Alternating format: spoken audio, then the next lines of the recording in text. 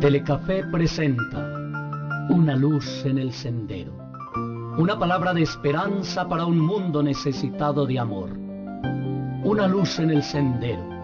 Un cara a cara para vivir e iluminar la oscuridad de la vida de aquellos que amamos. Permíteme orar contigo. Presenta y dirige el Padre Pacho. Muy buenas noches, bienvenidos a nuestro programa Una luz en el sendero. Un programa con sabor a evangelio, un cara a cara para iluminar la vida de aquellos que amamos. Una oportunidad para descubrir la obra que realiza Dios en cada uno de nosotros. ¿Qué entendemos nosotros por enseñar? ¿Qué entendemos nosotros por educar? A los niños hay que enseñarles, pero también hay que educarlos. Por eso tendríamos que partir de una idea, y es que educar y enseñar no es lo mismo, puesto que la educación va mucho más allá y tiene que ver con que las personas aprendan a interpretar el mundo y a dar sentido a las cosas y a la misma vida. Por eso, frente a lo mecánico del aprendizaje, la educación se fundamenta en pilares diferentes que pretenden formar parte de los cimientos de aquel niño o de aquel joven que está llamado a hacerse responsable. Educar fundamentalmente es formar en ideas, en creencias, estimular el espíritu crítico, sin caer nunca en un adoctrinamiento. Es ante todo promover, transmitir valores como el esfuerzo, como el respeto, como la misma ciudadanía. Ante este elemento fundamental de la sociedad surge la figura fundamental del maestro y la del profesor, que a veces también suelen confundirse, y descubrimos que cuando el profesor enseña conocimientos que a veces son necesarios o a veces no son necesarios para vivir, un maestro enseña fundamentalmente a vivir. Un profesor enseña el contenido de una materia, en cambio un maestro enseña todo lo que sabe en su ser existencial. Un profesor fue antes un alumno, en cambio un maestro fue un discípulo. A un profesor nadie le discute sus afirmaciones, un maestro siempre está abierto a una sana discusión. Un profesor no suele conocer a sus alumnos, en cambio el maestro admite a un discípulo. No admite a un discípulo sin antes haberlo conocido profundamente. A un profesor le impone la materia que tiene que enseñar. Un maestro solamente enseña aquello que sabe enseñar. Un profesor evalúa a sus alumnos por escrito. En cambio, con una sola mirada el maestro sabe si el alumno está en un no solamente conocimiento, sino en una búsqueda de su realización personal. Un profesor muestra unos conocimientos generales, un maestro abre todo un camino a sus discípulos. Un profesor necesita encontrar un colegio donde impartir sus clases, en cambio un maestro es buscado generalmente por sus discípulos. Un profesor nunca se equivoca, si está escrito en el libro es que es así, en cambio un maestro basa su sabiduría en los errores cometidos en el pasado y en lo que aún seguramente puede estar por cometer. Un profesor solo será respetado si la ley de turno le permite, en cambio un maestro infunde respeto en todo momento, incluso a aquellos que no le conocen. A un profesor le estipulan el tiempo que debe pasar con sus alumnos cada jornada. Un maestro vive para sus discípulos y esto es para él las 24 horas del día. El profesor enseña, los padres educan, el gobierno promulga las leyes, el maestro lo es todo para el discípulo, está por encima de todos. El profesor castiga al desobediente, en cambio el maestro aprovecha el error del discípulo para darle una lección. El profesor enseña con el libro por delante, en cambio el maestro lo hace con el ejemplo. Un profesor impone conocimientos, un maestro simplemente los propone. Cualquier profesor puede convertirse en maestro si él lo desea, pero nunca un maestro podrá convertirse en un profesor. Nos acompaña en esta noche, yo diría que un maestro, porque con toda la formación y todo el acompañamiento que él ha hecho a sus discípulos, ha permitido que muchos de ellos hoy sean seres humanos de bien, sean personas que han recibido no solamente su formación, sino su ejemplo. Qué bueno poder compartir con Miguel Antonio Caro, quien nos acompaña en Una Luz en el Sendero. Buenas noches, Miguel Antonio. Buenas noches, Padre Francisco. Muchas gracias por la invitación y la acogida de esta invitación. Qué bueno que nos estés acompañando en nuestro programa. Un profesor castiga, en cambio el maestro aprovecha el horror para formar. Sí es cierto. Lo que pasa es que depende cómo haya asimilado el concepto pedagógico el maestro. En la escuela tradicional la norma era por imposición. El maestro era el que creía que sabía todo y que él tenía que orientar al estudiante. Hoy en día, con el avance de la ciencia, la tecnología, los medios masivos de información, y lo que está pasando es que el maestro llega a hacer un intercambio de saberes con los estudiantes. ¿Por qué razón? Porque el estudiante tiene cosas que enseñarle al maestro. Y entonces al compartir con el maestro a partir de ahí comienza a darse cuenta qué es lo que le interesa al estudiante. Y se da cuenta uno que el estudiante aprende de las cosas más sencillas, más elementales, de los cuentos, de la música, de las imágenes que él ve, de las anécdotas de la familia, y entonces ahí va descubriendo uno que el concepto de maestro ha venido cambiando. Generalmente el profesor dice nunca equivocarse, en cambio el maestro aprende de sus propios errores. Sí, hay veces que el estudiante lo corrige a uno y uno tiene que ser un poco humilde o mucho humilde, tener mucha humildad, porque en determinado momento uno le dice al estudiante, sí, la embarré, me equivoqué. ¿Usted se consideró siempre un alumno o un discípulo? Depende en la circunstancia en que yo tuviera en mi vida. Por decir algo, para mí, cuando la profesora de primero de primaria, que era una señora muy mayor, me enseñó a leer, con ella me sentí un discípulo. Antes de iniciar el programa yo le decía a usted maestro y usted me decía padre, es una palabra demasiado exigente. ¿Usted hoy se considera maestro o se considera profesor? No, yo estoy en ese limbo por una sencilla razón. El maestro dice y practica. Si él habla de la solidaridad, él da ejemplo de ser solidario. Si él habla de la ternura, muestra ternura. Si él habla de compromiso, es comprometido. Por lo general, el profesor predica, pero no practica, o simplemente se queda en la parte académica, haciendo la recitación del dogma o el texto que le entreguen para enseñar. Ahora que hacíamos la introducción, definitivamente enseñar y educar no es lo mismo. No. Porque puesto que la educación va mucho más allá, tiene que ver con las personas y sobre todo que aprendan cómo a interpretar el mundo y su entorno y hacia dónde va su proyecto de felicidad. Sí, porque es que hay un problema, Padre Francisco. Un maestro puede ser una persona humilde. Voy a contarle una anécdota pequeñita. Bien pueda. Que me pasó.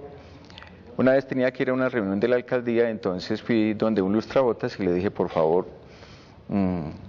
brílleme los zapatos o embetúneme que tengo una reunión con el alcalde ahora. Y me dijo, señor, qué pena, venga, le sacudo el polvo de los zapatos y cuando tenga tiempo, venga para lustrarlo bien. Y no le cobro porque si lo lustro mal, siento que le estoy robando el dinero. En ese momento yo sentí mucha alegría al descubrir de que este señor me estaba enseñando la honestidad por el trabajo, la honradez.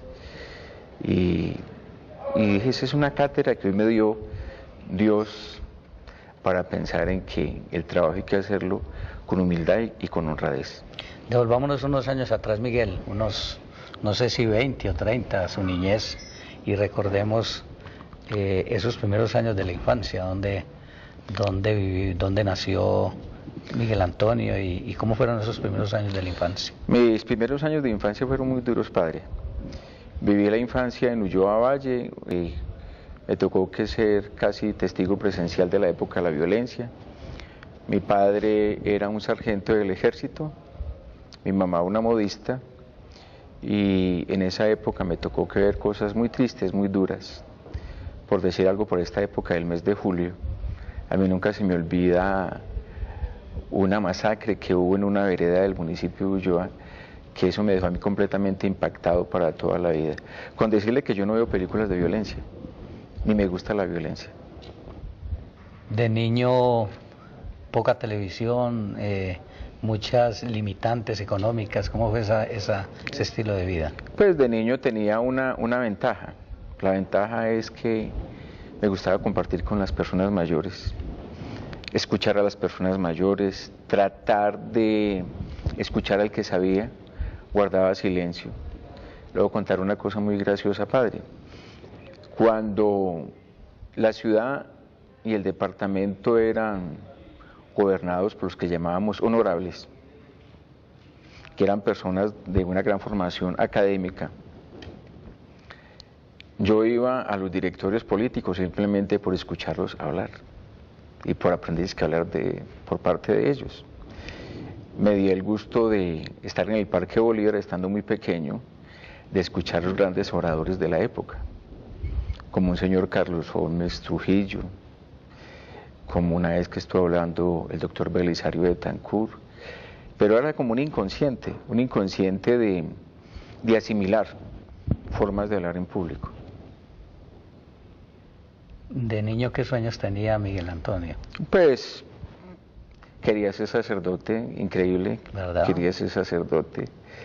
Me llamaba mucho la atención la cuestión del sacerdocio, al darme cuenta que el sacerdote es un líder, que es una persona que canaliza, que hace muchas cosas. Yo tengo un hermano medio que es sacerdote, lo quiero mucho porque él es un testimonio de vida.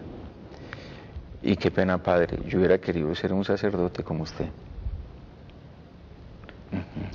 ¿Y ese deseo de ser sacerdote nacía de la misma familia, de ver otros sacerdotes o cómo nacía ese deseo? No, de ver, supongamos, como el sacerdote de Ulloa, el padre Gabriel Mejía, en medio de semejante carnicería que hubo en esa época, trataba de sembrarle amor, paz a la gente, para que no fuera violenta. Y era un hombre que en determinado momento trataba de llamar a la paz, pero me llamaba mucho la atención que la gente no lo quería escuchar. Y siendo un niño campesino, ¿cómo empezó a surgir, por ejemplo, para la formación académica, así, con todas las dificultades que había en esa época? Me volví un adicto a los libros, Increíble que yo estaba en segundo de primaria y ya conocía la historia de Colombia. Jugaba con los libros de historia a identificar los héroes y próceres de la patria por las fotografías. Competía eso con unos compañeritos. Aparte de eso me gustaba mucho la literatura, leer cuentos tradicionales. No solamente eso, sino que hay una anécdota muy triste en la escuela de Ulloa. La escuela de Ulloa Valle era tan pobre que el director de la escuela se llama, porque aún está vivo, Arley Peláez. Entonces él, con harto sacrificio, recogiendo plata en las reuniones de padres de familia, me acuerdo que él compró una enciclopedia que se llamaba El Mundo de los Niños. Entonces, como la escuela era tan pobre, él hacía lo siguiente: antes de que nosotros cogiéramos los libros de la enciclopedia, nos hacía lavar las manos como 20 veces, secar las manos por lo menos otras 20 veces. Yo hago esa exageración, pero era así. Y entonces nos decía en qué página era que usted iba, Francisco, coloco ese ejemplo. Entonces decía página 20. Entonces, cuando tú termines de leer la página 20, vas a hacer lo siguiente: me llama para pasarla a la página 21. Pero él lo hacía por el miedo que de pronto le dañaran la enciclopedia. En cambio, hoy en día uno mira que en los colegios y en algunas partes los muchachos no cuidan los libros. De muchacho se nos cuenta que ya te gustaba todo esto que tiene que ver con el teatro y ¿cómo fue naciendo la experiencia del teatro en tu vida? La experiencia del teatro nació porque cuando vine a vivir aquí a Pereira, había un grupo que se llamaba Nueva Escena, que dirigía a Gustavo Rivera Marín, patrocinado por el departamento de Risaralda. Yo quería es que padre aprendiera a declamar. Lo más increíble de eso, hace muchos años, no aprendí a declamar, sino que me puse a escribir teatro y a dirigir teatro escolar.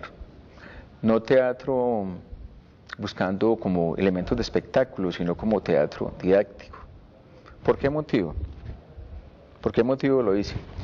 Una persona que representa la vida de un personaje es capaz de entender a las demás personas, desarrolla la cultura de ser democrático, de ser tolerante, se vuelve una persona analítica, observadora, comprensiva.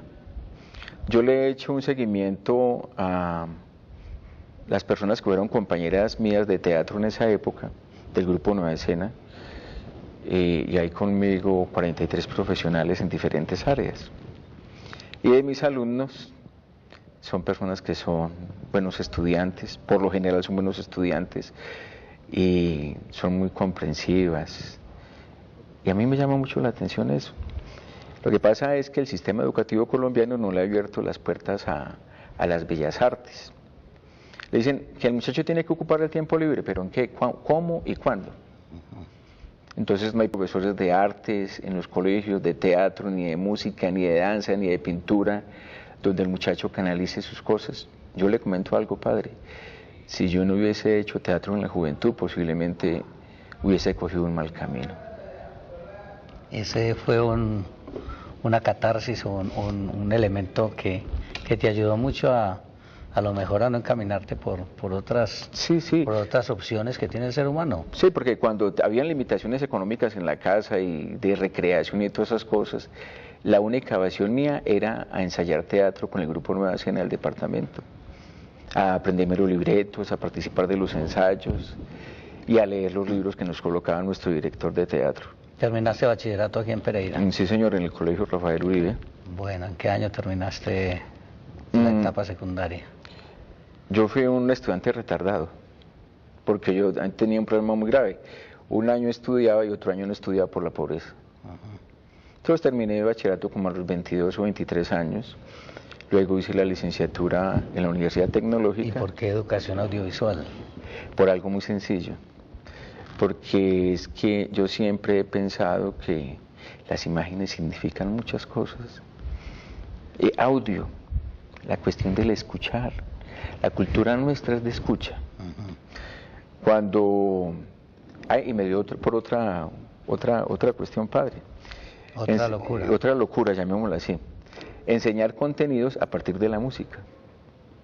Enseñar contenidos a partir de la música. Enseñar literatura a partir de la música. Gramática a partir de la música.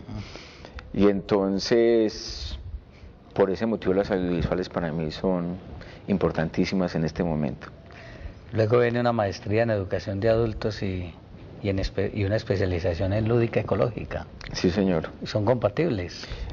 Lo que pasa es que el ser humano siempre mantiene una permanente búsqueda. Y a medida que van pasando los años, uno va descubriendo que su formación es pequeña para todo lo que hay. Es completamente pequeña. Hoy en día la educación tiene que ser permanente y continua. Lo que antes fue una verdad, mañana va a ser una mentira. Lo que antes fue verdad, hoy también puede ser una mentira. Un ejemplo, antes nos enseñaban que el átomo era una parte de la materia que era indivisible. Hoy en día ya no podemos enseñar eso. Es una parte que es divisible de la materia. Y todo va cambiando permanentemente. Estamos con Miguel Antonio Caro, un maestro que durante muchísimos años ha querido formar a sus alumnos a través de las artes, como es el teatro. Vamos a un pequeño receso y regresamos con nuestro programa.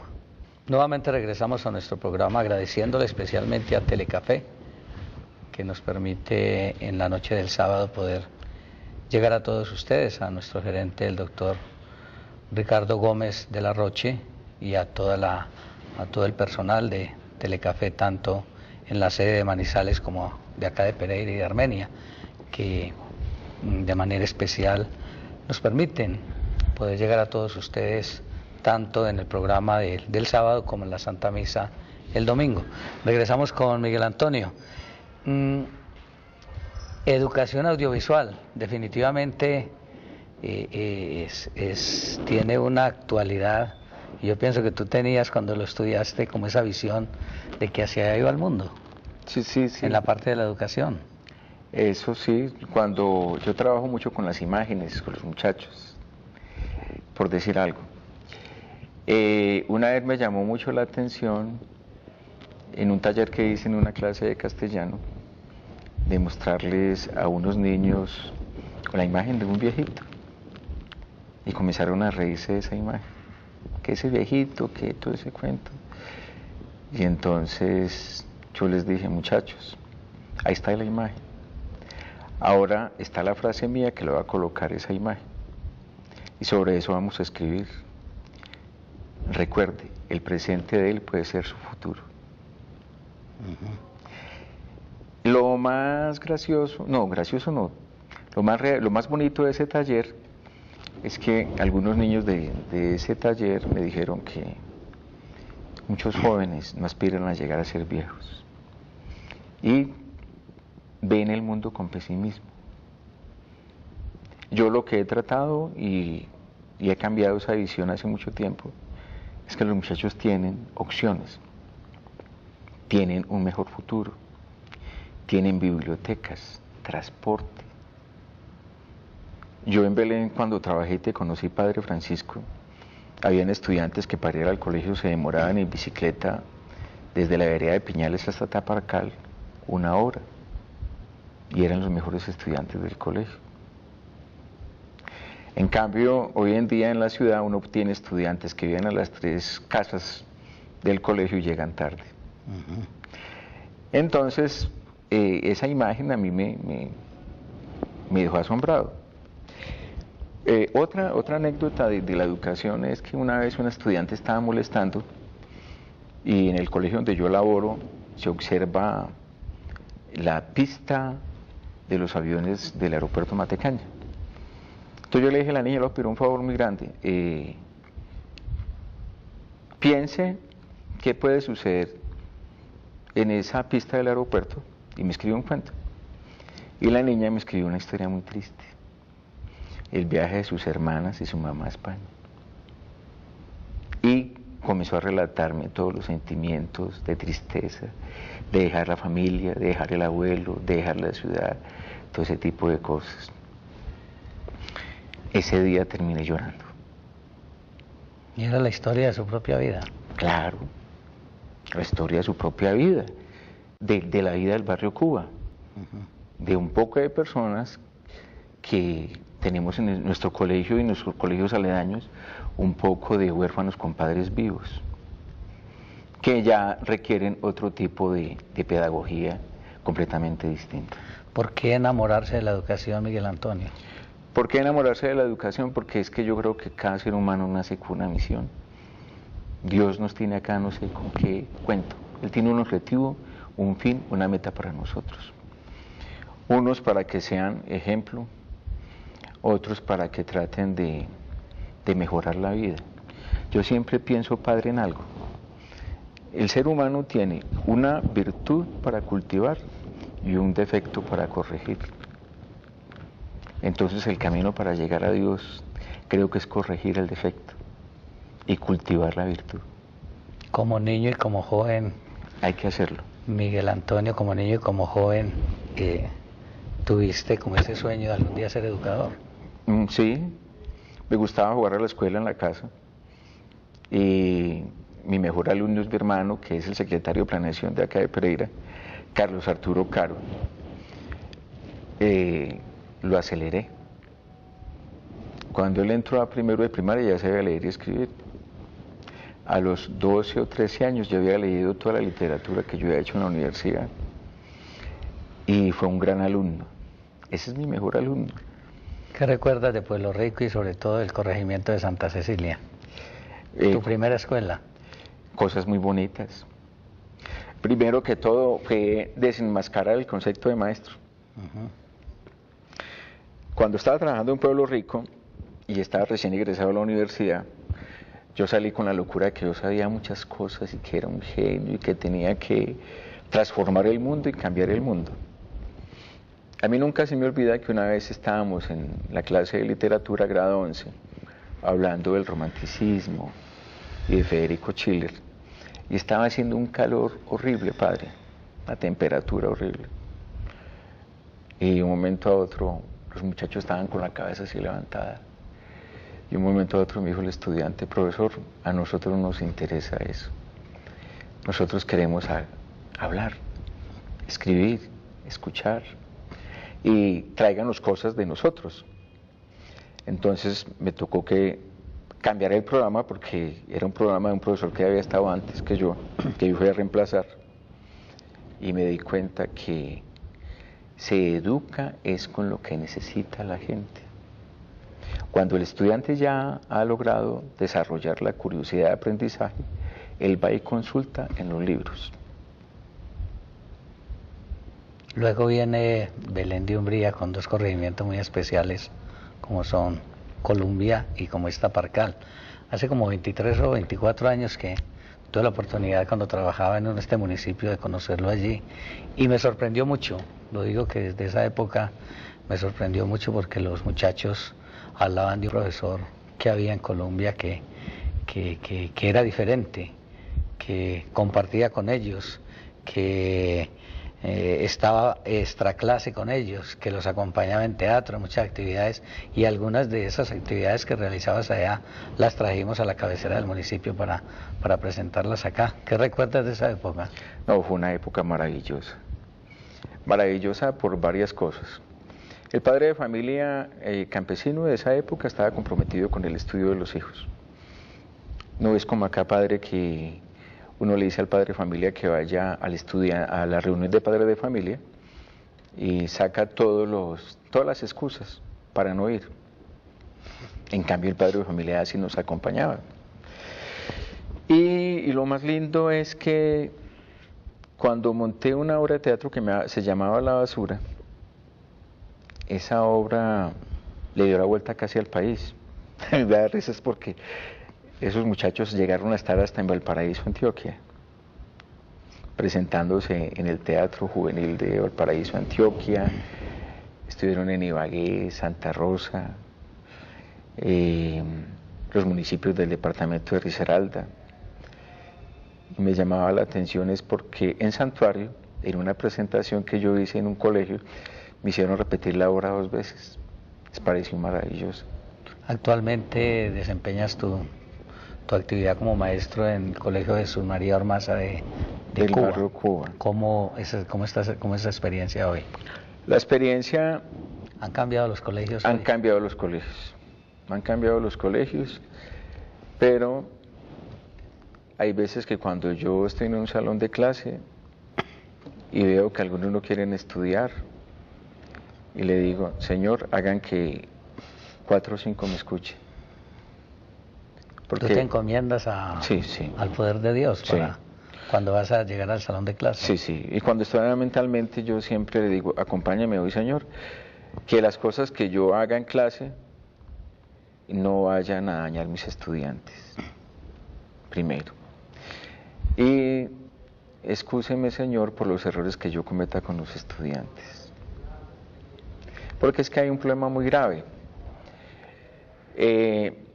Un médico puede corregir de pronto una cirugía mal hecha, pero el corazón y el alma de un estudiante es difícil corregirlo.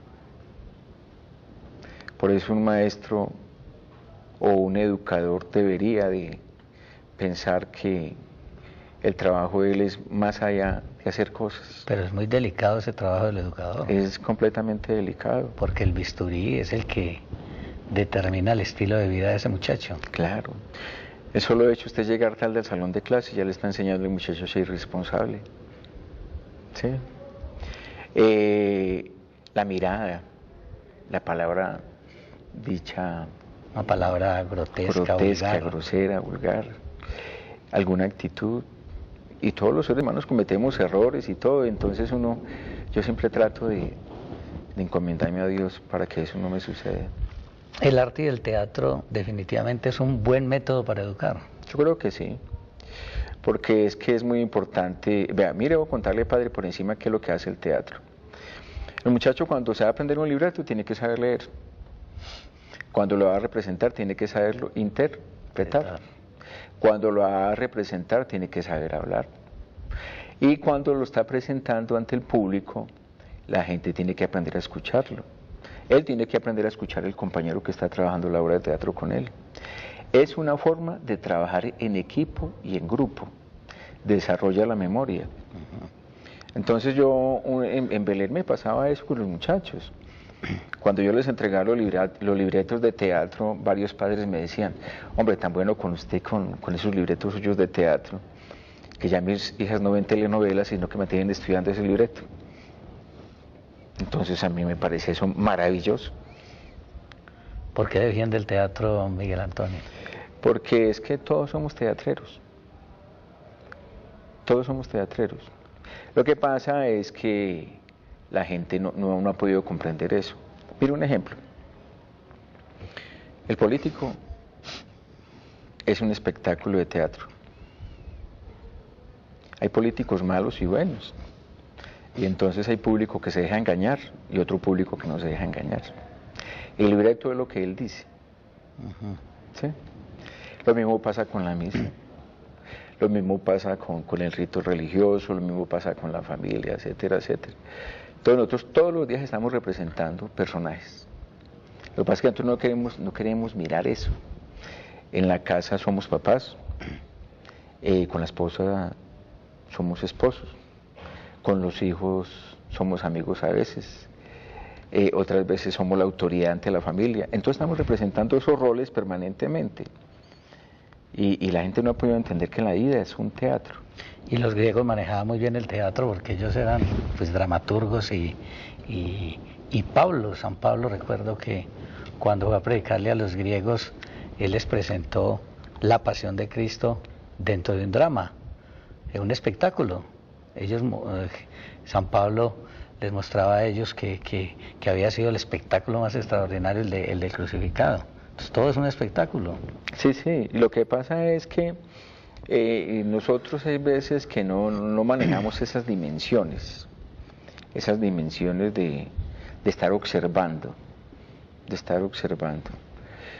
Cuando yo paso por el Parque Bolívar, yo hago esa observación de esos personajes que se encuentran ahí, y hay veces que me hace pensar en cosas para escribir. El teatro escolar, buscando descubrir talentos en tus estudiantes, dices que mejoran su autoestima, el compromiso con la sociedad, los aleja de los malos vicios, como decías ahora, fortalece la escala de valores que se encuentra a veces tan deteriorada en la actualidad. ¿Esto es real? Sí, sí, sí es real porque el estudiante se convierte en un centro de atención para otros estudiantes. Entonces, mire un ejemplo bien grande. Nuestra sociedad está careciendo de líderes para imitar, de líderes positivos, para imitar y para en determinado momento como crear a partir de ellos. Entonces, cuando un muchacho es positivo dentro de una institución, es imitado por otros, aunque los que lo están imitando no lo quieran reconocer. Eso es interesante. Bien interesante. Miguel Antonio Caro Izaza, un maestro que a través del teatro ha permitido que muchos estudiantes, que muchos de sus no alumnos, sino discípulos, puedan conocer, pero también tener una experiencia de la vida. Vamos a nuestro último receso y regresamos con nuestro programa. ¿Por qué los estudiantes le dicen el profe Miguelito? No solamente eso, sino el profe Winnie Pooh. Winnie Pooh. Sí. Porque es que yo he logrado mucho acercamiento con ellos. Y yo pienso que el cariño que siento por ellos me hace madrugar todos los días, desde Dos Quebradas hasta Cuba, para compartir con ellos. Entonces el Miguelito es la proximidad, la cercanía que tengo con ellos. También usted es autor de este libro, Leo, Pienso y Escribo, que junto a Ana Gilma Gutiérrez, su esposa, pues han escrito este libro. ¿Qué presenta este libro, Miguel? Esto tiene una anécdota o una historia graciosa. Cuando comencé en Belén de Umbría a presentar nuevas estrategias y talleres completamente diferentes, un muchacho que era de Belén me dijo un día: profe, escriba sus cuentos, sus películas en un libro. Y yo no le hacía caso, hasta que el día se llegó, y cuando publiqué el primer libro, que ya lleva 6 ediciones, es un cuaderno de talleres, padre, para desarrollar la inteligencia, hacer ordenamiento, procesos de clasificación, de ortografía. Cuando saqué la primera edición y fui a buscar a ese muchacho, qué pesar, había muerto. Sentí mucha nostalgia. Era un estudiante de Taparcal que se llamaba Aristóbulo, y Aristóbulo, por defender a su papá, una vez que iban para la finca, los mataron a los dos ahí en Taparcal. Y sentí mucha nostalgia, porque él fue uno de los que me mantenía molestando con el cuento de que haga el cuaderno de sus cuentos. Y pues es un cuaderno que me parece que la creatividad salta a la vista. Es como la experiencia suya, todo un recorrido de muchísimos años a través de lo que es el español, lo que es la didáctica, toda la comprensión de lectura, la sintaxis, es ortografía. Aquí está, es un compendio. Sí, es un compendio, pero también otra cosa. A mí me da risa cuando, no estoy en contra de eso, una aclaración. Llega un conferencista a una institución a hablar acerca de la drogadicción. Entonces, como es un acto masivo, entonces no hay participación. Simplemente el expositor habla y el público escucha. Cuando yo toco un tema con el estudiante en el aula de clase, como los que hay en la cartilla, la maternidad de las adolescentes, la prostitución, la violencia contra la familia, al desarrollar el taller de una manera colectiva, entonces el estudiante se vuelve participativo y reflexiona sobre los contenidos. Y se crea en conjunto muchas cosas, se hacen mapas conceptuales, se hacen cuentos, se hacen carteleras. Este cuaderno de trabajo se puede adquirir, es asequible para otros maestros, o solamente tú lo manejas como trabajo personal. No, yo aprendí que Dios le dice al panadero: haz el pan bueno y compártalo con los demás. Cualquier maestro puede tener este texto. Sí, señor, ese libro se está distribuyendo en la librería Antaño. Es muy barato. Yo me mantengo muy feliz porque mis estudiantes cargan el libro como, hago un símil o una comparación, como algo muy importante para ellos, de mucha valía. Y al finalizar el año hay estudiantes que me regalan la cartilla elaborada por ellos para que yo me quede acordando de ellos. ¿Qué es eso de ayudar a los niños para que usen el tiempo libre aprendiendo a actuar? Lo que pasa es que los niños necesitan tener autorreconocimiento por parte de ellos y por parte de la sociedad. Mire un ejemplo, padre. Cuando se presentan, por decir algo, ese evento de la televisión de RCN, qué pena que les haga esa propaganda, con la cuestión de ese concurso que hubo de los niños, yo me sentía muy feliz, pero no hay niños que estaban cantando. En México son 3 horas semanales de música. Allá se trabaja títeres, se trabaja teatro, se trabaja pintura. Entonces es un pueblo que es artístico por educación y por tradición.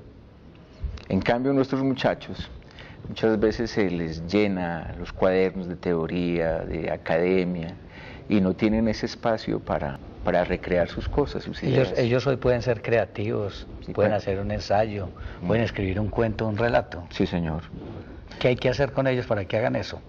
Ponerlos a soñar. Ellos sueñan. Lo que pasa es que nosotros hay veces que no creemos que ellos sueñan. Mis muchachos sueñan. Perdón, padre, mira un momentico. En estos días, en un grado donde yo trabajo en el Ormaza, me llamó mucho la atención algo con muchachitos de grado sexto. Estas tres imágenes, Lo que vamos a hacer. sí, estas tres imágenes eran lo siguiente. Tenían que definir las cualidades y defectos de esos personajes y relacionarlos y escribir una historia integrando los tres personajes. Y me llamó mucho la atención algo. Descubrieron de que el mal nos está ganando. ¿Qué es para usted Nueva Semilla? Nueva Semilla, el grupo no de teatro Nueva Semilla, Nueva Hermosura. Y luego cuando usted formó su grupo musical que también tomó la palabra semilla, yo sentí mucha alegría. Porque dije, sinceramente, hay personas que estamos en comunión. Y yo le agradezco mucho, padre, cuando estuve trabajando en Belén de Umbría, que usted era el asesor de la alcaldía, me colaboró para impulsar esos proyectos de teatro campesino, comunitario, hacer educación con las comunidades a partir del teatro. ¿Qué es un monólogo? Un monólogo es la representación de un personaje de sus propias vivencias. Entonces, permanentemente nosotros mantenemos haciendo monólogos. ¿Qué monólogo están presentando hoy a través de del grupo de teatro que tienes? En el Colegio Ormaza tenemos un monólogo que se llama María Crespitos. María Crespitos es una niña que va al colegio, sueña que la lleva Superman al colegio, observa el árbol, la basura en el colegio, descubre que hay un poco de libros que están en la biblioteca locos porque todo el mundo los lea. A ella le ponen a hacer un cuento y entonces lo más gracioso de ese monólogo es que los compañeritos le dicen que no quieren ser como ella porque es que ella está loca y ella descubre que los libros es la única oportunidad que tiene de sentirse feliz. ¿Cómo ve Miguel Antonio hoy la educación? Yo no soy pesimista, padre, por una sencilla razón. Esta es otra de las anécdotas. Hace muchos años me invitaron a un encuentro que hubo en el Hotel Meliá sobre violencia intraescolar. Y yo presenté un monólogo sobre la violencia de un joven. Ese joven me cuestionó para hacer el monólogo. Me dijo, profesor, la generación de ustedes falló con nosotros. Fallaron con otros los jóvenes. Entonces yo le pregunté, ¿pero por qué razón? Dijo, no, pues muy sencillo, vea. Algunos de la generación de ustedes fomentaron el narcotráfico, los paramilitares, la violencia, la desunión familiar. Los primeros marihuaneros fueron de la generación de ustedes. La corrupción es de ustedes. Nosotros los jóvenes hemos sido víctimas de todas las cosas mal hechas que hicieron la generación de ustedes. Entonces, muchas veces el joven se vuelve rebelde y se vuelve apático a la vida porque ha encontrado un mal ejemplo en sus mayores. Entonces a mí me da pesar cuando supongamos el joven no tiene como un horizonte, pero hay que crear un nuevo horizonte.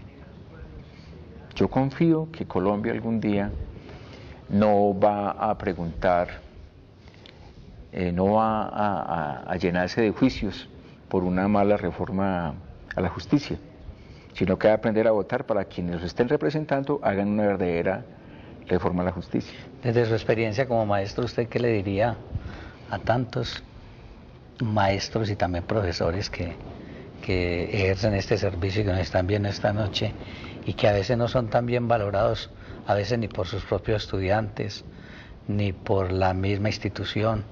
¿Qué le diría usted desde esa experiencia vasta que usted tiene de tantos años de ejercer esta vocación a tantos maestros que nos ven en esta noche? Primero que todo, cumplir ese compromiso de alimentarse espiritualmente, creer en algo. Primero creer en Dios, luego creer en Él mismo y luego creer en el estudiante. Creer en el país. El país tiene cosas muy maravillosas. No dejarse contagiar del pesimismo. Nosotros nos estamos dejando llenar de pesimismo. Nosotros hay veces pensamos que nuestro temperamento tiene que ser como el clima. Eso es mentira. El clima es una cosa y nuestro temperamento es otro. ¿Sí? ¿Yo por qué voy a estar triste? Porque el día está frío. Posiblemente ese día para mí es maravilloso porque tengo la oportunidad de lucir mi saco que nunca me he estrenado y lo tengo guardado en el armario. ¿Sí? ¿Qué le aconseja a aquellos educadores que los ha enfermado su profesión? La enfermedad es producto del eco que ellos no han tenido hacia sí mismos. Coloco un ejemplo. El cuento es ir a la clase, no a pelear con el estudiante. Ahí uno los ven como enemigos, sí. algunos profesores. Sí. Sino más bien a mirar cómo comparte con el estudiante. Mire una cosa muy sencilla. Una sopa de letras, yo le busqué 37 variables para dar una clase con una sencilla sopa de letras. 37 variables. Si yo le llevo la fotocopia de la sopa de letras al muchacho, le pongo a hacer oraciones, buscar significado de palabras, ordenarlas alfabéticamente, ¿sí? Hacer antónimos y sinónimos, a elaborar párrafos, a elaborar textos, a formar familias de palabras. Eso al muchacho lo dinamiza. Si al muchacho yo llego y como maestro me coloco frente al tablero, me pongo a llenar ahí, al muchacho no le va a interesar eso. Lo otro sí le va a interesar porque él tiene la tarea de buscar la palabra, rayarla y pensarla. ¿Quién es Dios para un buen maestro? Dios para un buen maestro es una guía muy interesante. Cuando supongamos uno tiene un momento de tristeza, de desilusión, de angustia, uno tiene que entender algo, padre. Contemplar la belleza de una flor y la grandeza de una abeja y la parte laboriosa de una hormiga para entender la creación de Dios. Miguel Antonio, una última pregunta. ¿Cuál es el sueño suyo de hoy? El sueño mío de hoy es que cuando me retire del magisterio quiero hacer una escuela de teatro.